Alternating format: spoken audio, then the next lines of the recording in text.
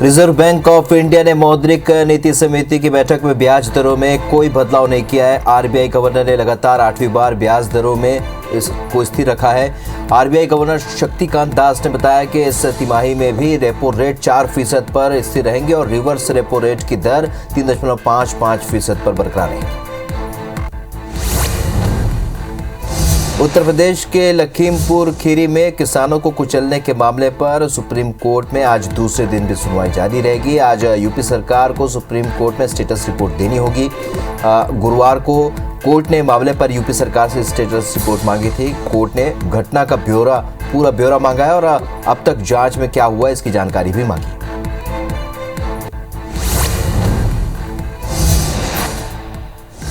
लखीमपुर खीरी में इंटरनेट सेवाएं 5 दिन बाद बहाल कर दी गई हैं। बता दें कि इलाके में तनाव को देखते हुए राज्य सरकार ने इंटरनेट सेवाएं बंद कर दी थी, जिसके स्थिति सामान्य होने पर बहाल कर दी गई।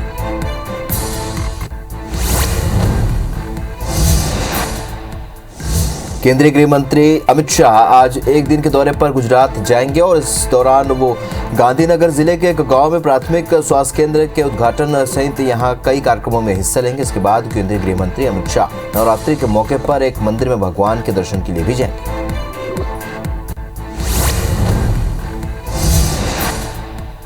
आज भारतीय वायुसेना दिवस है और भारतीय वायुसेना दुनिया की सबसे ताकतवर वायुसेनाओं में से एक है। वायुसेना ने अनेकों बार अपने पराक्रम से भारत को गौरवान्वित किया है। आज गाजियाबाद के हिंडन एयरबेस पर भारतीय वायुसेना के जांबाज पायलट सेना के विभिन्न विमानों के साथ शानदार हैरत अंगेज एयर शो किया।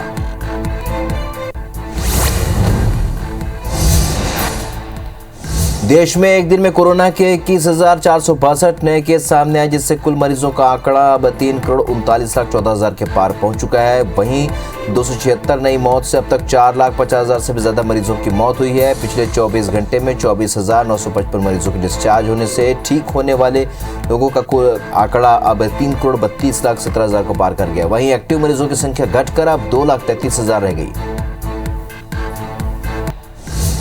साध्वियों से बलात्कार करने और पत्रकार रामचंद्र छत्रपति की हत्या करवाने की सजा काट रहे बाबा गुरमीत राम रहीम सिंह को अब एक और मामले में दोषी करार दिया गया है। राम रहीम डेरे के मैनेजर रणजीत सिंह के हत्याकांड के मामले में दोषी पाया गया है। आज पंचकुला की सीबीआई कोर्ट ने फैसला सुनाया है। राम रहीम को 12 अक्टूबर को सजा सुनाई जाएगी। राम रहीम फिलहाल हरियाणा में रोहतक की जेल में बंद है। भारत चीन के बीच गतिरोध कम होने का नाम नहीं ले रही है। रक्षा सूत्रों के हवाले से खबर आ रही है कि पिछले हफ्ते अरुणाचल सेक्टर में भारत और चीन के सैनिकों का आमना सामना हुआ था, क्योंकि वास्तविक नियंत्रण रेखा की समझ में अंतर है। दोनों पक्षों के बीच एंगेजमेंट कुछ घंटों तक चली और इसे मौजूदा प्रोटोकॉल के तहत सुलझा लिया गया। हालांकि इसमें कोई नुकसान नहीं हुआ। आज भारतीय वायुसेना दिवस है और भारतीय वायुसेना दुनिया की सबसे ताकतवर वायुसेनाओं में से एक है। वायुसेना ने अनेकों बार अपने पराक्रम से भारत को गौरवान्वित किया है। आज गाजियाबाद के हिंडन एयरबेस पर भारतीय वायुसेना के जांबाज पायलट सेना के विभिन्न विमानों के साथ शानदार हैरत अंगेज एयर शो किया।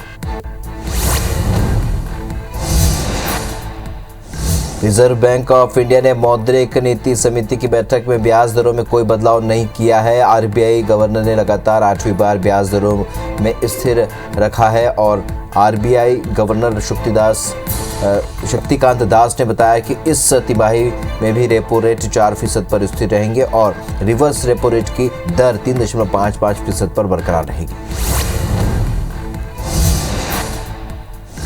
देश में एक दिन में कोरोना के 21,462 नए केस सामने आए, जिससे कुल मरीजों का आंकड़ा 3,39,14,000 के पार पहुंच चुका है। वहीं 276 नई मौत से अब तक 4,50,000 से भी ज्यादा मरीजों की मौत हुई है।